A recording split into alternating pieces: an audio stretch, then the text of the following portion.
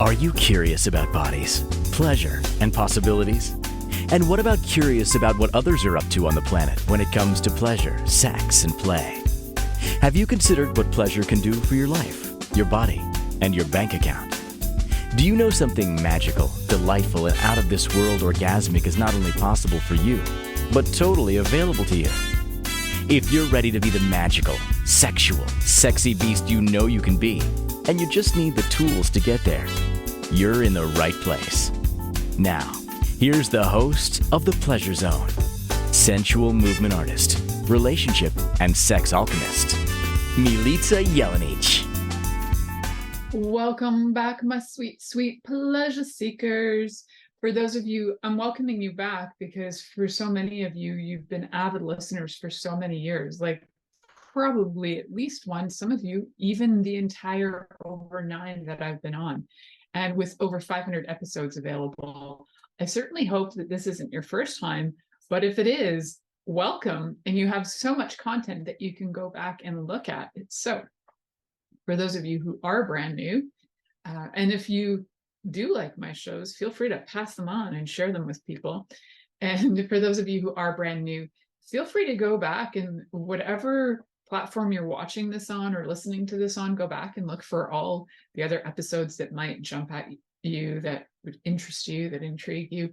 There are so many different topics that I talk about. Everything has to do with pleasure, whether we're talking about how to get into pleasure from a place of trauma, whether it's looking at pleasure from a historical standpoint, sociological, psychological. I like to dive in on so many different levels, and also looking at things like relationships and all things also to do with physiology. And tonight we also have another show on physiology. I did a show, was it last week or the week before, all about hymen development and the variations of different kinds of hymens that can come up, hymen variants. So we talked about those, the perforate hymen and imperforate hymen, and all of those variations that we were talking about. And today we're talking about genitals and genitals in general.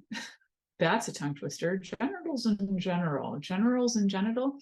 We're talking about genitals, and we're talking about a lot of things about how they develop, why they might show up different on some people, why they're not consistent, like why is it that all our bodies look so different, and the beauty is that they all do look different, they all develop differently. So essentially in the womb, we actually all start off when we're the zygote, we're all the same. Like the development of genitals doesn't happen until through our development, weeks into developing. So we're not going to get into too many scientific specifics on this. I'd like to try and keep it as understandable as possible without mind-boggling you with all things biology and anatomy, even though I love talking biology and anatomy. This is really to get you guys to know that probably what you've got in your pants is a-okay. And what you've been feeling maybe shy about or awkward about, what you've got is probably just exactly what you need. And for some of you who have genital dysphoria and body dysphoria in general, there may be some legit things going on for you, that maybe there's chromosomal stuff where you actually feel like you identify more with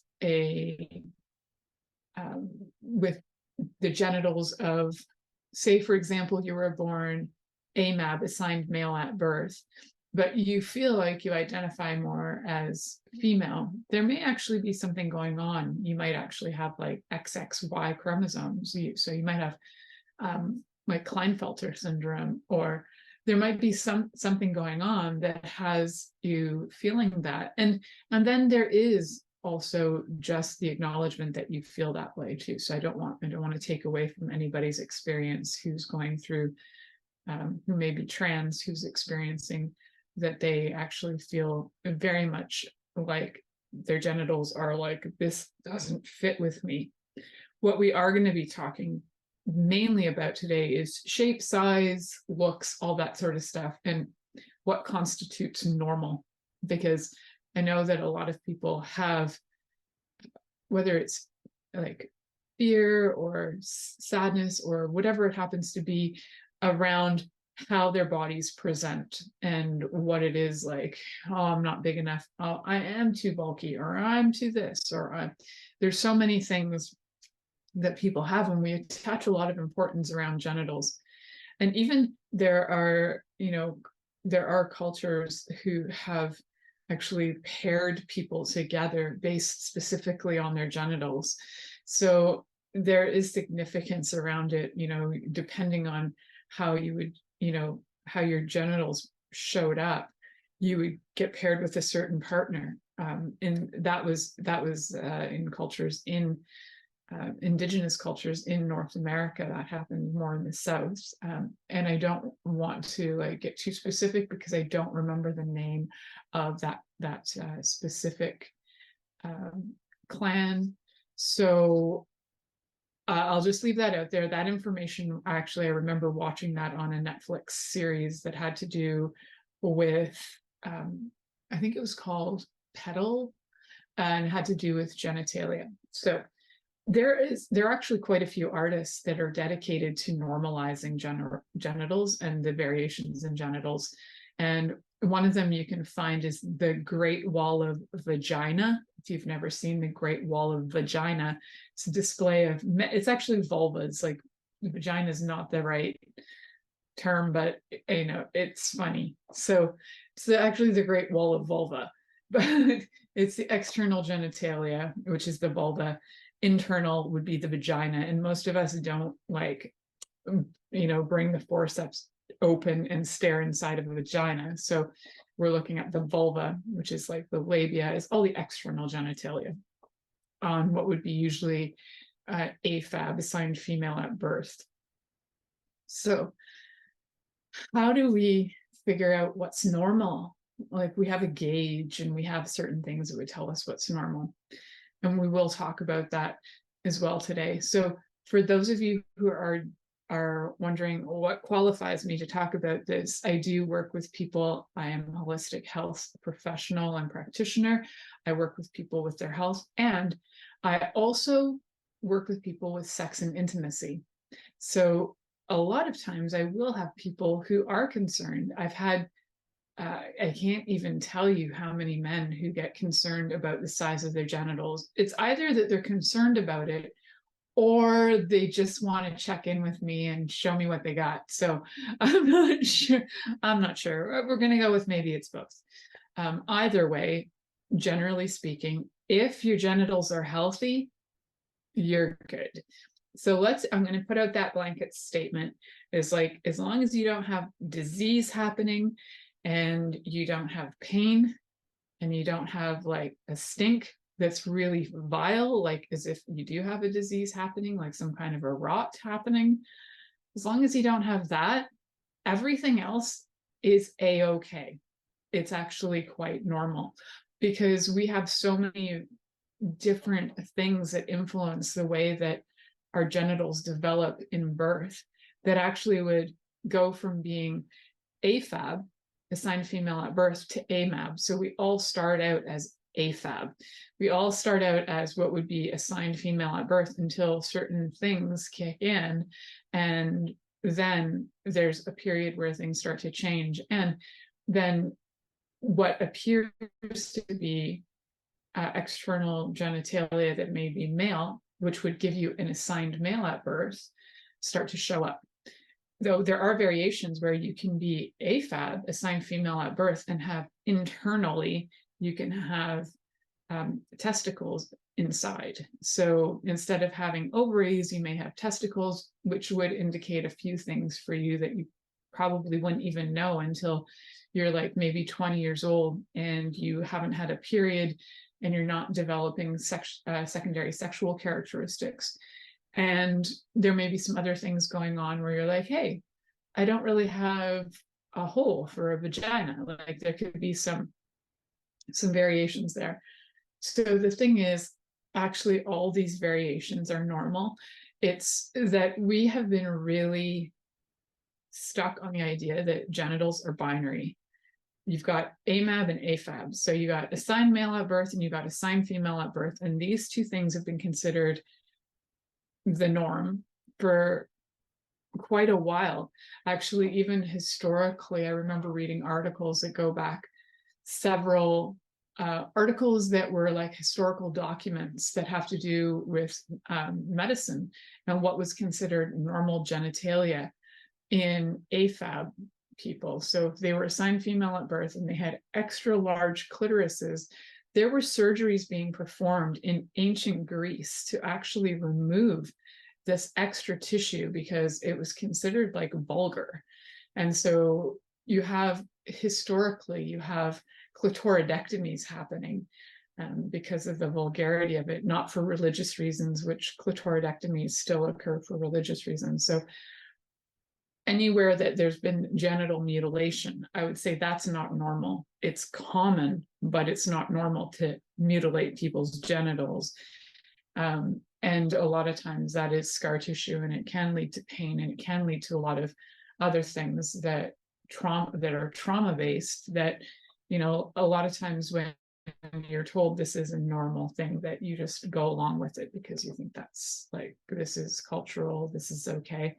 But I would say that yes, culturally that would be normal for people, and it's common, but is it, you know, is it okay to mutilate people? I really don't think it's okay to mutilate people. So that's a side note. Genital mutilation is not the topic of tonight, although I could do an entire hour on genital mutilation, which I think I already have done that maybe like 7 or 8 years ago.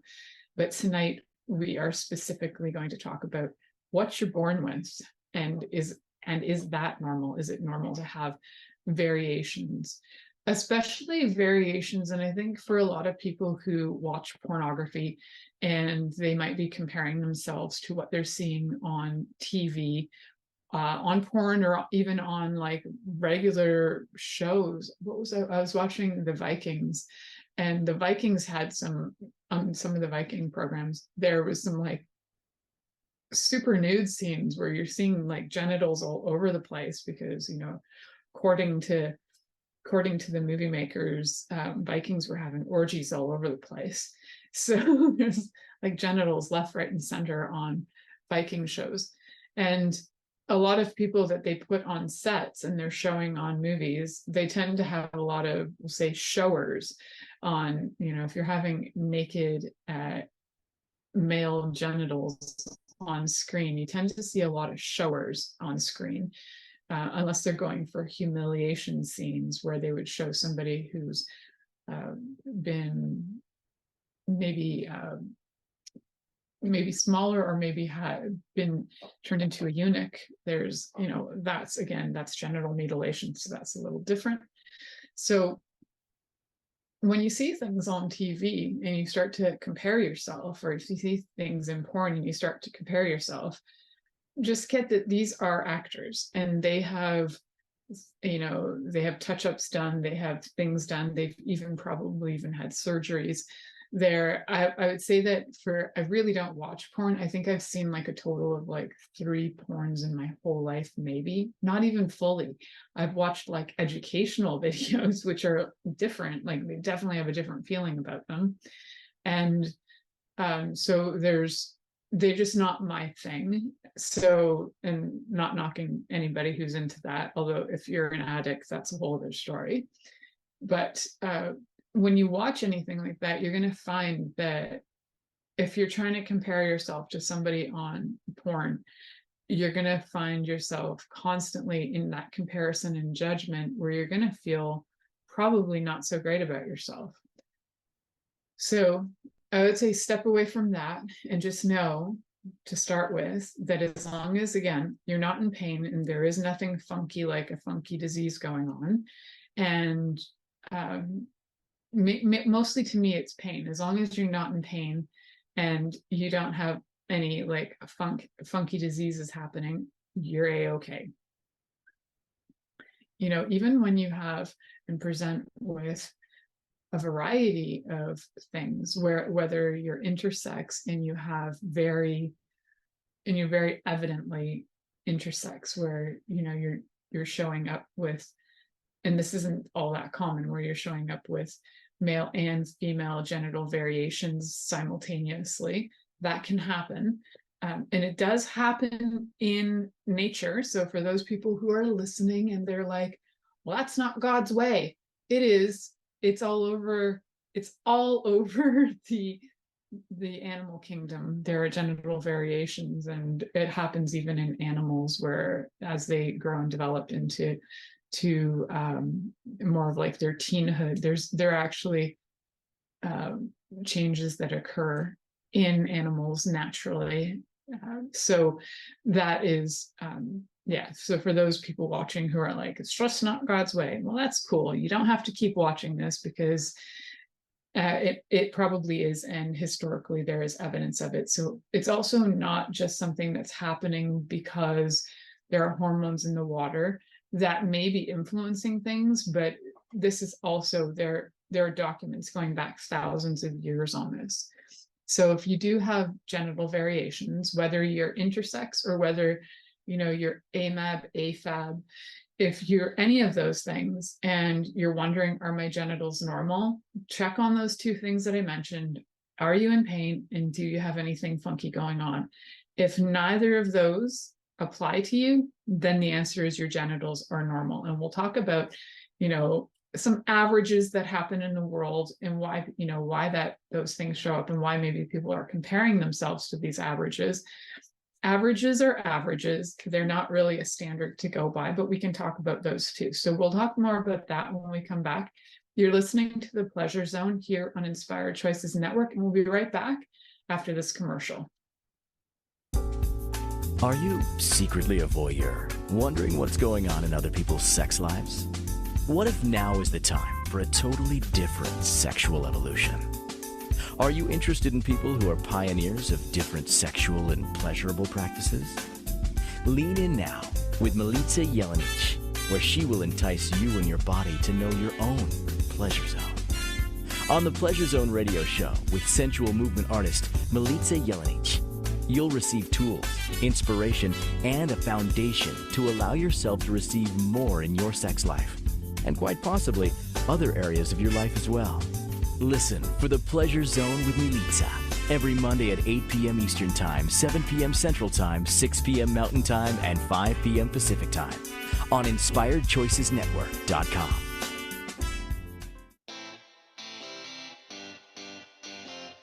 Are you a subject matter expert?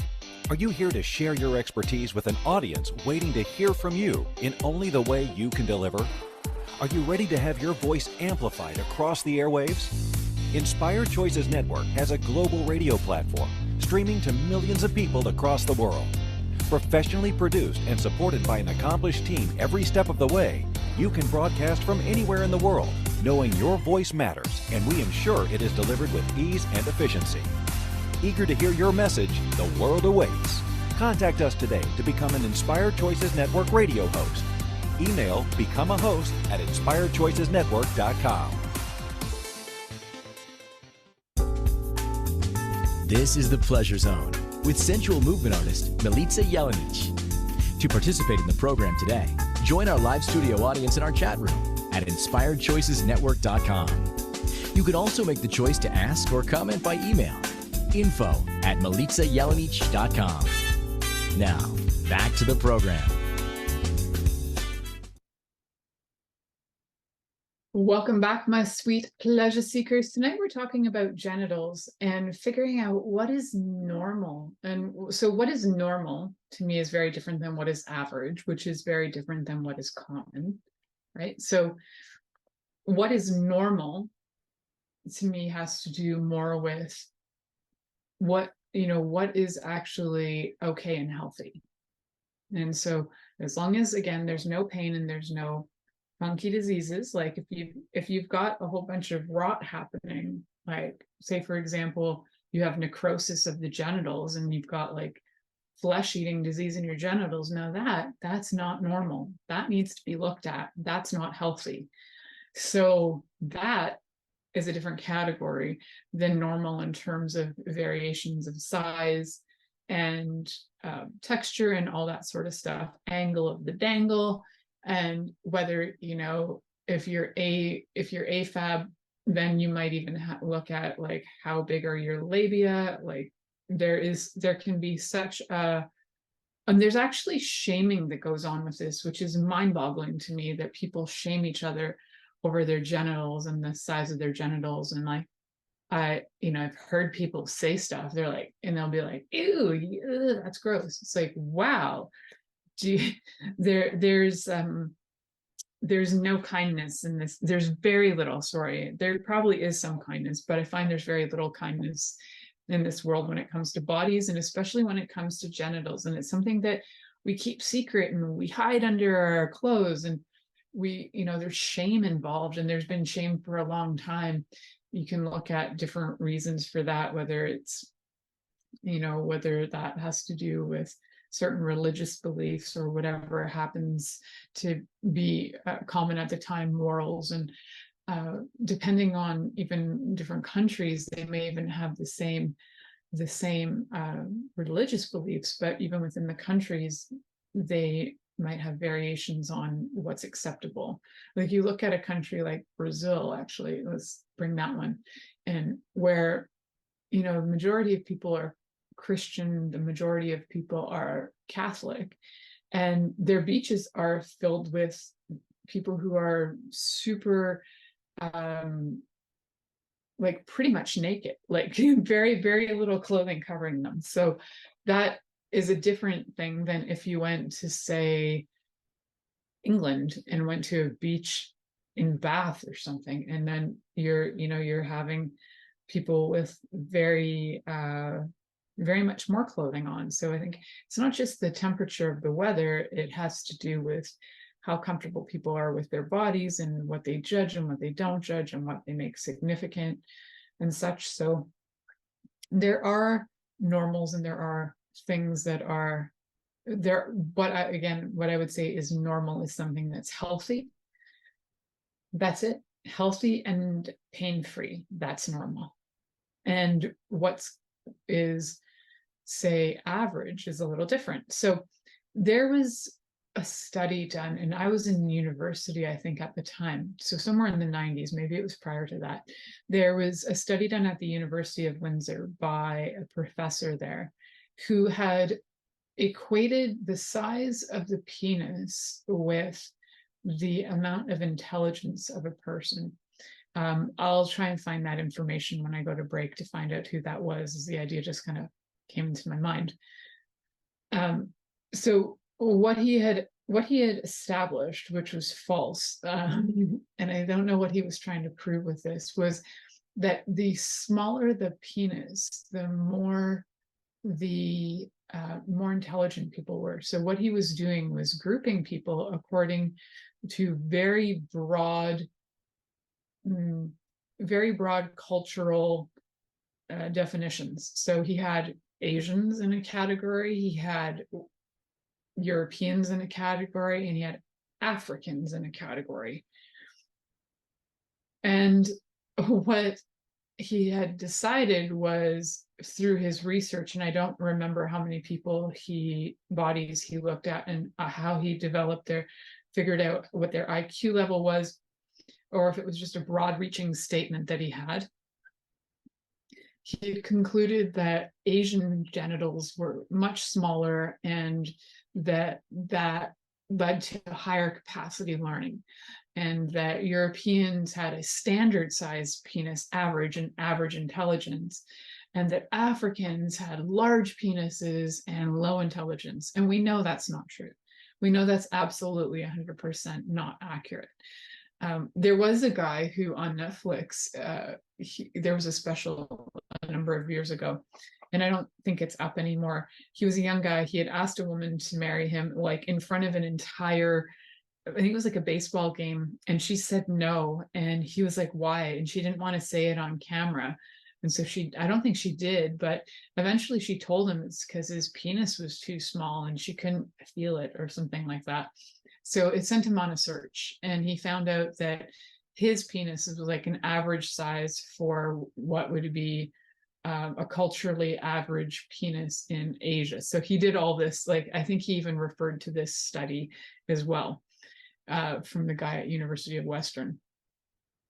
So after doing all this discovery, he was looking for ways that you can elongate your penis. And frankly, he didn't come up with any ones that were good. There are attempts to do things, but they're not necessarily functional, and they're not a long-term solution by any means. So trying to get implants and things like that, they're not in this day and age right now in 2023, we do not have the most effective methods for having like penile implants that function. So there are things where you'd have to pump up. And so, you know, if you end up having like genital reconstruction or genital construction of any kind, or any kind of work done on your genitals to either create a penis or enhance a penis, it's not going to be the same as one that that forms in utero. So that penis is going to have a different ability to function. All right, that's a little side note. So yeah, so through this research, he came up with these averages, and for quite a while, this was like information that we could reference. Even though, even at the time, I do remember there being like great debate over how he came up with his conclusion, and there was great debate over how valid this was and where he even came up with these ideas about it being related to IQ, intelligence of any kind. So aside from his work, Kinsey also did reports on genital size, because Kinsey was fascinated with all things sex and genitalia. Okay, Kinsey, we have a lot of information from Kinsey. So Kinsey's research indicated that, I think Kinsey's research indicated that the average penis was 6 inches or 7 inches. And there was this this average that, yeah, I think it was 6.5. Anyway, whatever it was, somewhere in the 6 or 7 range, where that was what everybody reported. And I don't know if in that research they were measured prior and after, but there is a standard now that the average size penis is actually anywhere from 3.61 inches long when flaccid to 5.17 inches long when erect. So about 5 inches for an erect penis. Now, what sex toys companies have gone and done is reflect that a lot in the size of vibrators and dildos.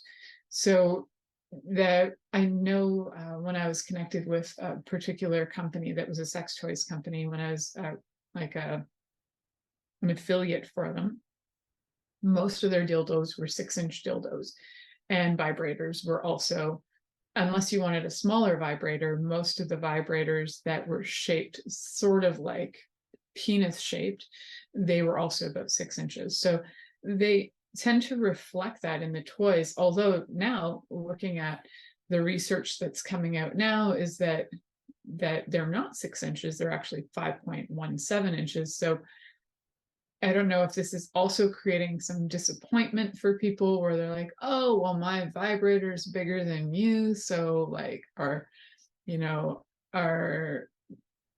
bodies with penises getting rejected because there are toys out there that can outperform, outlast, and be bigger than what is being offered on the human body.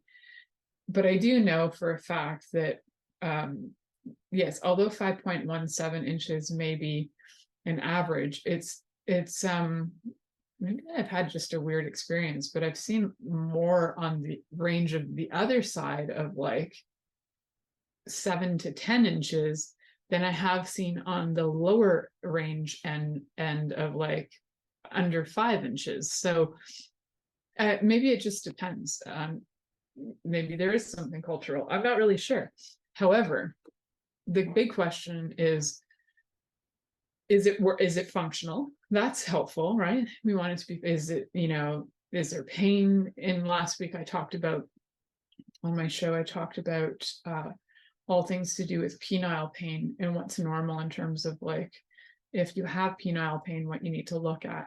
And so if you're having pain, go back and listen to that show and find out how you need to address that. So if you're having issues and you're judging yourself going, oh, I'm just like, I fall under the average. You might fall under the average. And is it that significant? I think we need to take away the significance, because it's actually can be incredibly cruel. And it can be something that, even though, you might not say it to the person, they're going to feel it. They're going to feel judgment coming at them. And I don't know. I think the question to ask is, would you want that? Would you want people judging you? Would you want your lovers judging your genitals for being to this or to that? And maybe you do. Maybe that's something you get off on, because some people, that is that is a fetish for them. They like being humiliated and made fun of. And for those of you who don't like that, then it might also put some walls up to receiving your lover or lovers in general, to having relationships, because you might feel inadequate.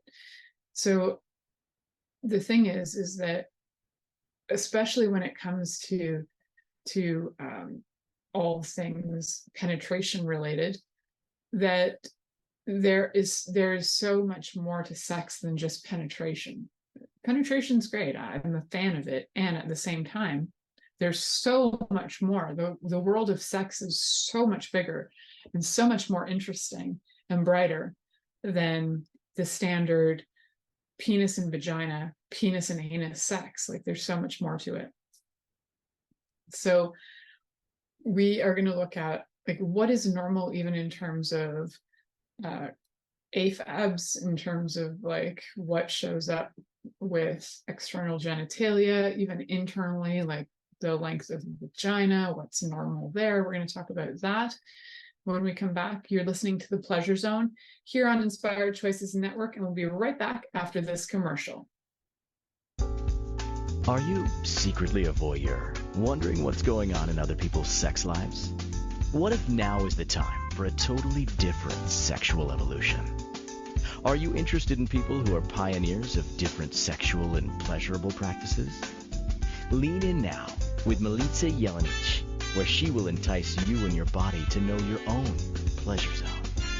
On the Pleasure Zone radio show with sensual movement artist Milica Jelenic, you'll receive tools, inspiration, and a foundation to allow yourself to receive more in your sex life, and quite possibly other areas of your life as well. Listen for The Pleasure Zone with Milica every Monday at 8 p.m. Eastern Time, 7 p.m. Central Time, 6 p.m. Mountain Time, and 5 p.m. Pacific Time on InspiredChoicesNetwork.com.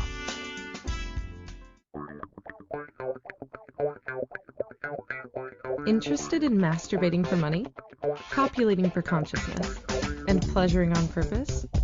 21 Days of Sexual Magicism with sensual movement artist Milica Jelenic is an exploration of tools, processes, and actions that you can use to create more for your life, your body, your money inflows, and so much more. Graduated learning for all levels of interest. Learn at your own pace via video classes or join the yearly live class. Take a peek at www.milicajelenic.com.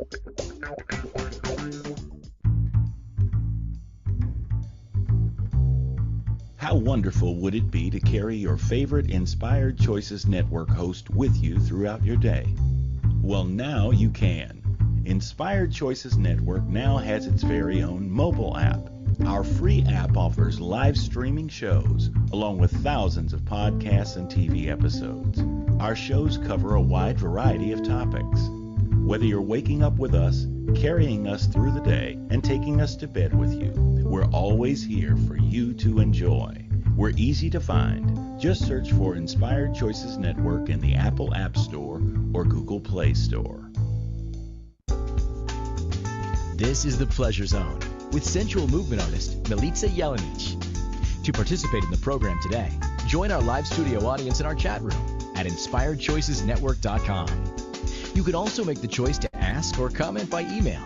info@milicajelenic.com. Now, back to the program.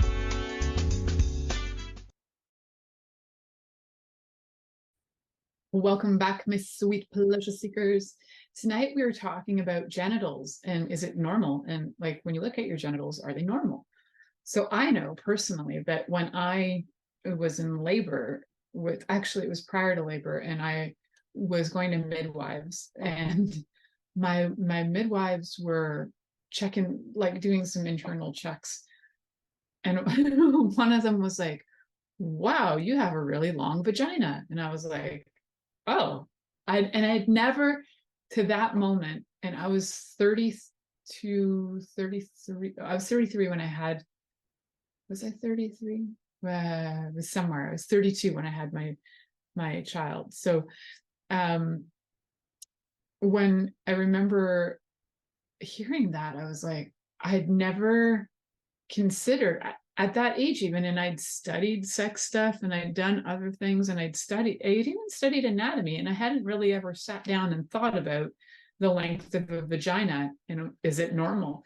Why? Because people don't usually even talk about that.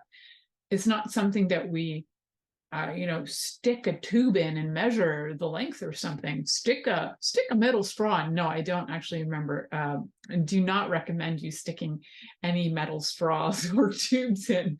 I'm just kidding, on how to measure that. So the thing of the measurement, so the reason why was the midwives were checking on the ripening of the cervix, and they were having a hard time like getting deep enough.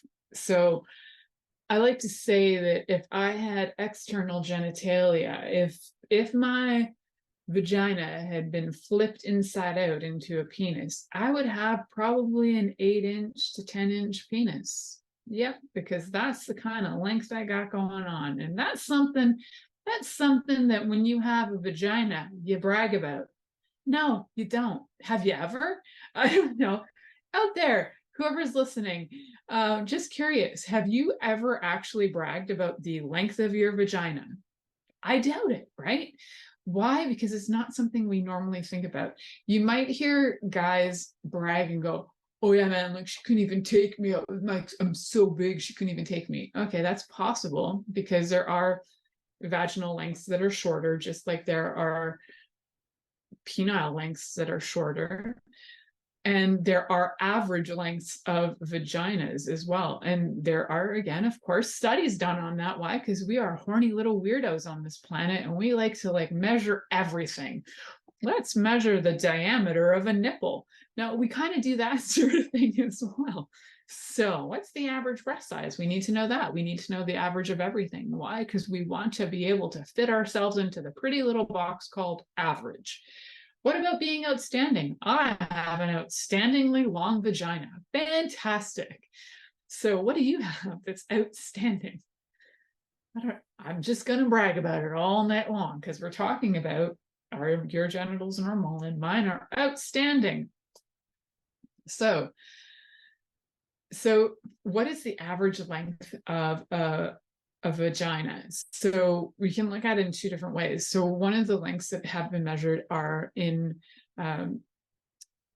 people who have never been pregnant, and they have a vagina measurement for out of 100 bodies that were measured, 100 vaginas that were measured in people who have never been pregnant.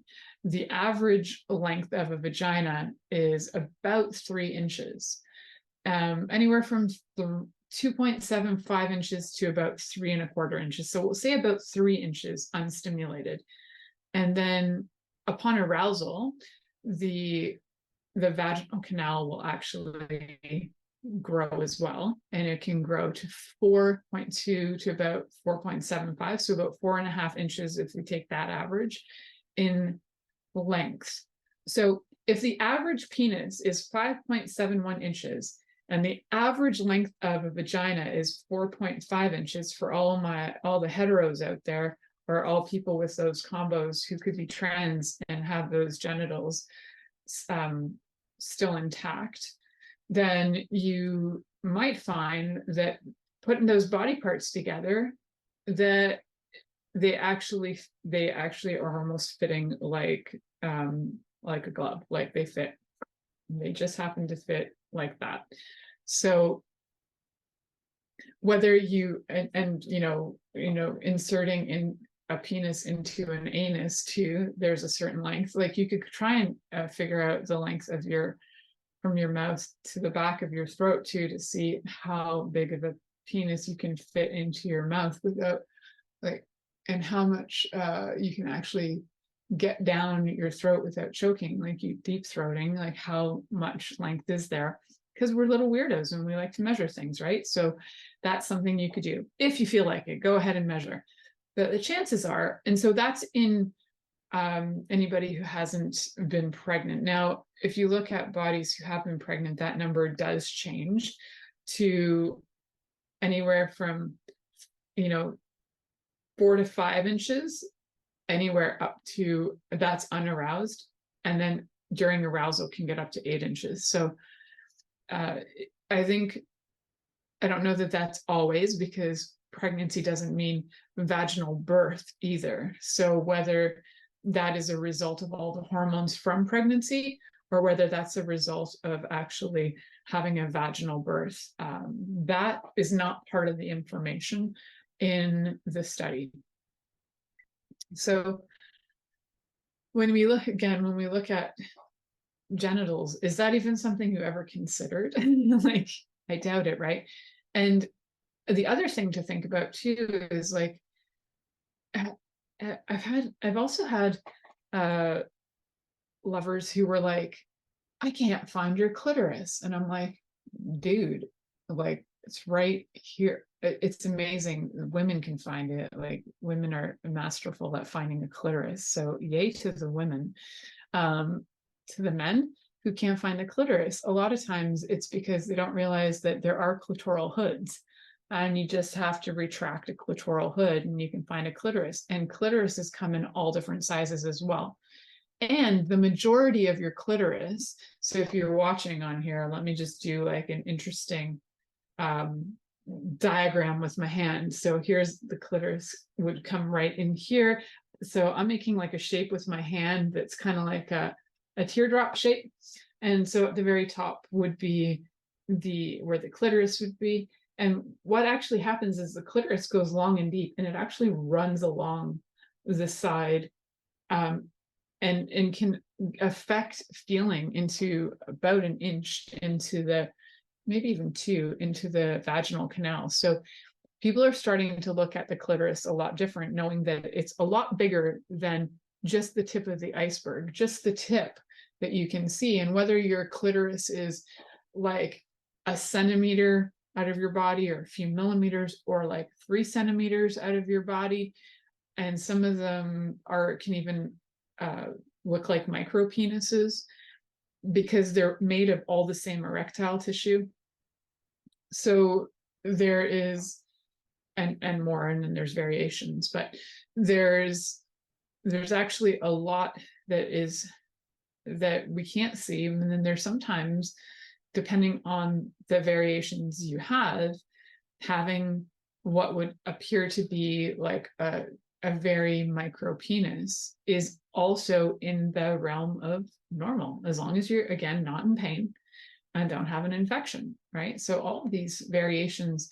And for those of you who are now listening and like, I want to see a picture of that, if you go and Google these variations, you'll find pictures. There are, whether it's through medical texts, because especially medical texts get fascinated by genital variations. There's quite a few pictures.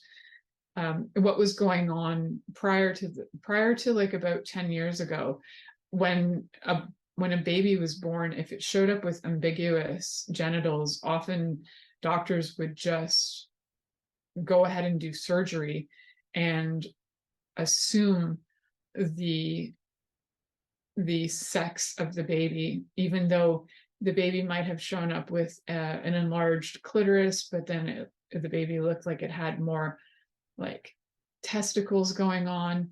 Then they would maybe decide to go for, and maybe there was even like a vaginal opening, they might decide to just assign the gender of the baby. This isn't happening as much in the last 10 or 15 years, because there've been a lot of lawsuits about that, and there's been a lot of outcry to let people wait and see if they would like to have surgeries. And then there are also people who don't even know that their genitals are ambiguous, because it's a lot sometimes internal and you can't tell, and so they've been assigned either female at birth or male at birth, but they're actually quite ambiguous. So unless you're having pain or you're having some kind of level of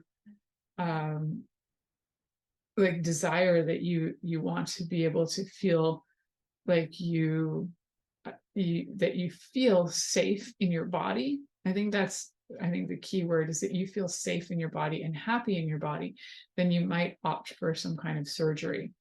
So this was happening though. So for those of you who are on the outcry of like, why are kids having like, why are kids allowed to have surgeries now who are trans? And that's actually not that common. But what was common was doctors assigning genitals for them. So that has become less common. And in fact, we're getting more and more people who are able to, in different countries, there actually now is identity on a birth certificate that is the letter I for intersex, so that the doctors do not have to assign AMAB or AFAB. They don't have to assign female or male at birth. They can assign intersex at birth, especially if things are ambiguous, and especially if the parents aren't really sure. Like, I think this is is a really great option. So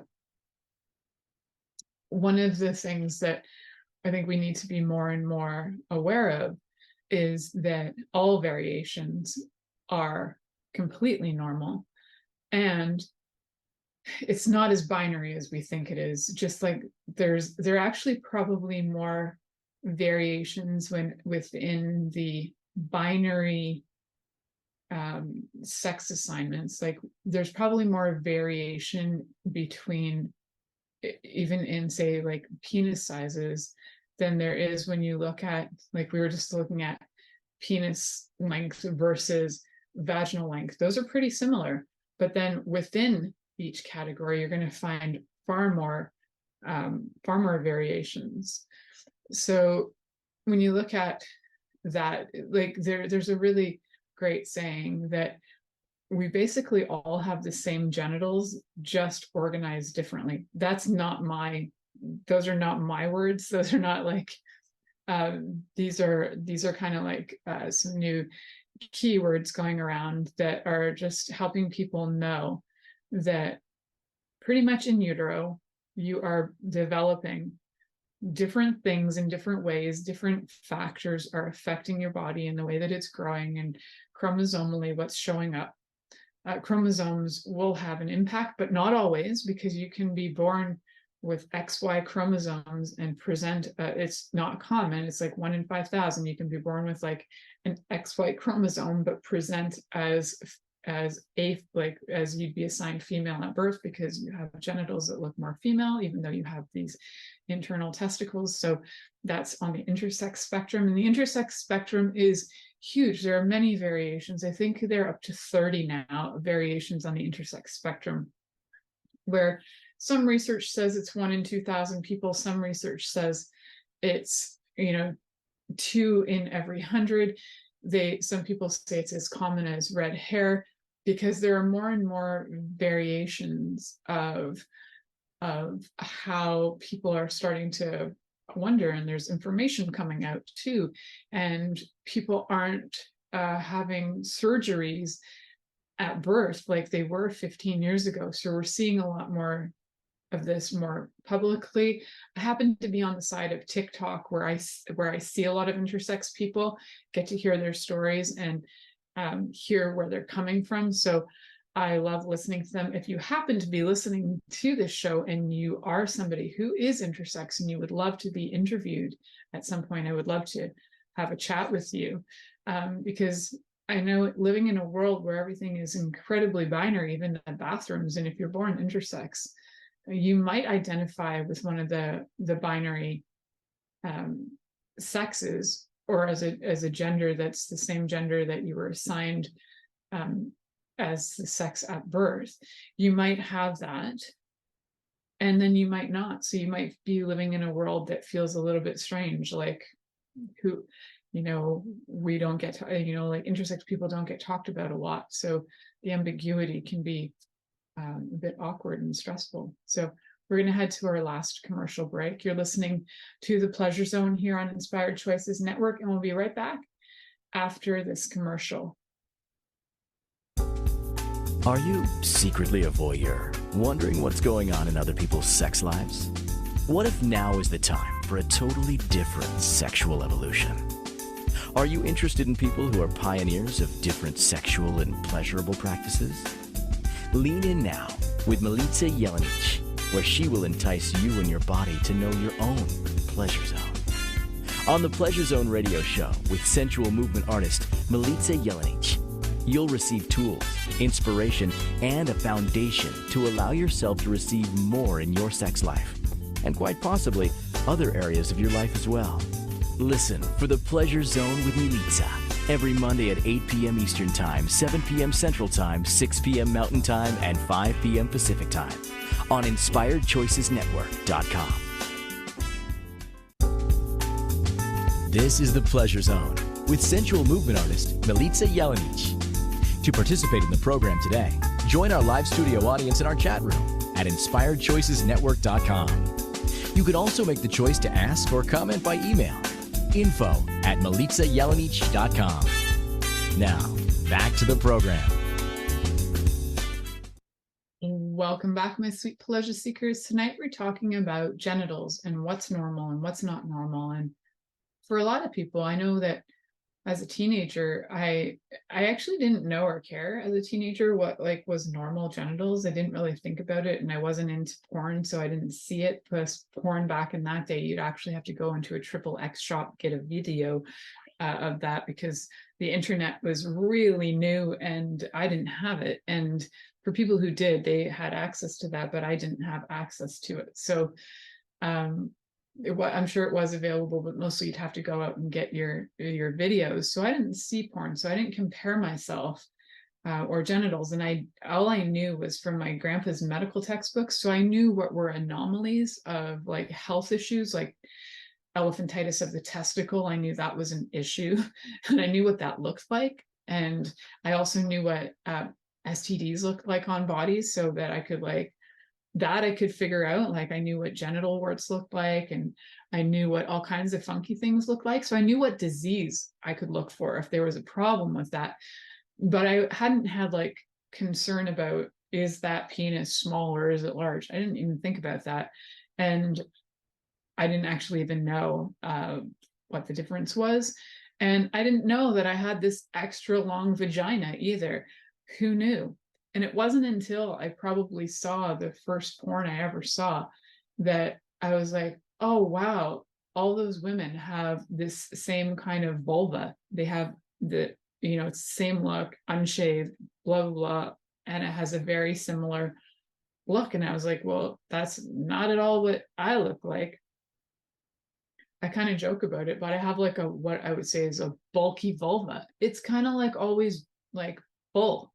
And so it's funny because whenever I've talked to I've had women who have written to me about as much as I get penis pics, I don't get vulva pics as often, but I do get those as well. So I've had women go, oh, I'm like, no, I'm not sending you pictures, but I'll tell you I have a bulky vulva. If that turns you on, enjoy. So, and for the most part, I've actually had quite a few women go, yeah, that's hot. And I'm like, hey, that's cool, because that's not exactly what porn would say is cool or sexy. So every body is different. And I think you just need to find a lover that can appreciate your body, be willing, if you're feeling shy about it, become friends with your genitals first. And I've done quite a few shows on that, so you can go back and find those, becoming friends with your vagina and becoming friends with your vulva. Thank you for listening to The Pleasure Zone with sensual movement artist Milica Jelenic. The Pleasure Zone returns next Monday at 8 p.m. Eastern, 7 p.m. Central, 6 p.m. Mountain and 5 p.m. Pacific on InspiredChoicesNetwork.com. We hope you'll join us. Until then, have the best week of your life by choosing to be turned on and tuned in to your body.